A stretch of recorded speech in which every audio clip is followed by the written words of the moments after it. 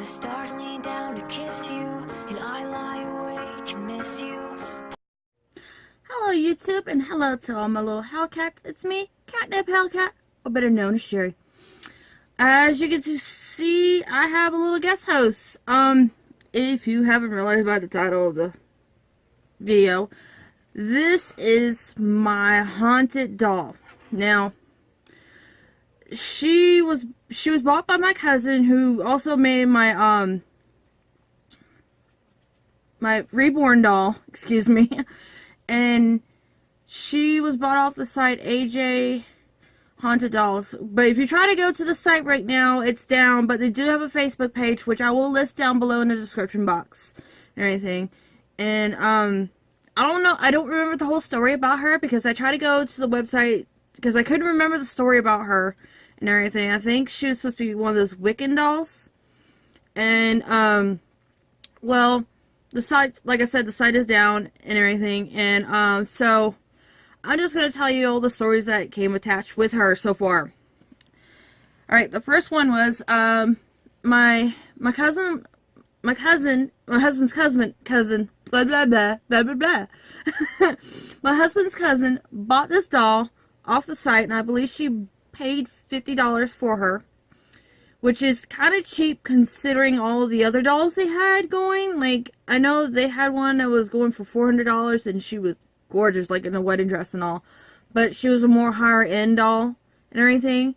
And anyway, so she brought the doll home. She has like three little kids, and none of them knew that this was a haunted doll at all, right? So she sets her up and everything, and before she got into the reborn doll, she was doing the Chatty Cathy dolls, restoring them and everything. So her oldest one day was staring at the doll intensely, and she's like, "What's going on?" And she asked him, "What are you doing?" He's like, "This one won't talk." And we're like, well, maybe he thought maybe it was a Chatty Cathy doll and was supposed to talk. But she had some other porcelain dolls. They weren't possessed or anything like that. Anyway, so, like, her kids didn't like the doll or anything like that. And supposedly, according to the site, this doll is supposed to be like it's supposed to watch over your home and everything and all this stuff. And she's supposed to let you know how she's feeling by messing with electricity and stuff like that, right? So the kids didn't like her. And she knew I wanted a haunted doll, and so she gave me this doll and everything, and things were going pretty good. I made sure to face her towards the door, because, you know, that's one of the things that you're supposed to do, is make sure they're, you know, these type of dolls are facing the door, because they're supposed to be protective, like I said. And, well, she also gave me some other porcelain dolls that she had. And I thought it was no big deal. I put her with the other porcelain dolls. And she was high up on a shelf, right? And we have a Persian cat. And you know how cats can be. They can be assholes. Well, every time both me and my husband would leave the house and come back, both of the dolls were knocked over, but she would be standing perfectly fine. And we're like, oh, well, the cat's being a jerk, you know. And then one day we had to take the cat somewhere. I can't remember where we had to take the cat. And, of course, I put the dolls back and made sure, you know. And luckily, these dolls weren't broken ever. Like, it shocked me because how high they were, and it would never break. And I was like, well, these aren't delicate you know, these are delicate porcelain dolls. What the hell? But we left with the cat, and we came back with the cat, and both the dolls were knocked over. Again. And we're like, oh shit. We finally figured out she didn't like being bunched up with a whole bunch of other dolls, because technically she's not a doll. And all that. So, it was really crazy.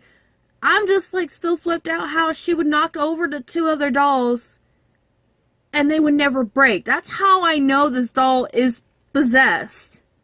That's how I know this doll is possessed and everything. And, we had moved, and we brought her with us, and she's got, like, her own little corner shelf up here that she's by herself with a few knickknacks, but, like, no dolls. Like, I have a ballerina doll on the other end, but far away from her. And we were in the process of moving. We left her at the house, and weird shit started happening at the house when we weren't there. She was getting upset that we were leaving her there for so long without taking her with us, and we didn't have a spot to put her and everything. And so now she's finally here, and it's really crazy and everything. She hasn't done anything mean. She'll let us know, hey, I'm here, like, messing with electricity, you know, on a clear day, in the middle of the day when there's no issues with electricity or anything like that.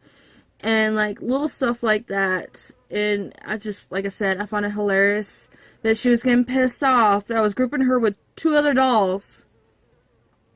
Grouping her with dolls. And was knocking them over and not breaking them. Because these were, like, very delicate little porcelain dolls.